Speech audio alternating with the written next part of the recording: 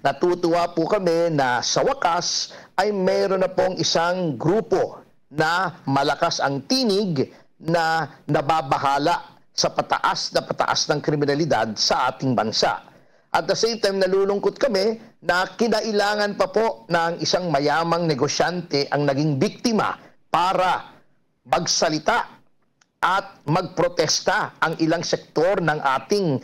bansa sapagkat doon pong mga nabibiktima ng tumataas na kriminalidad, tumataas na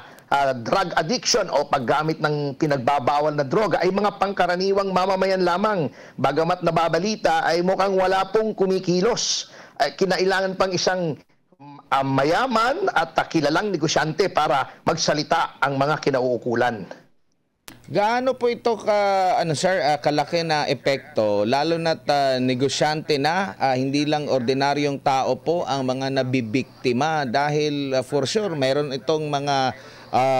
domino effect po lalo na sa ating ekonomiya. Malaki po ang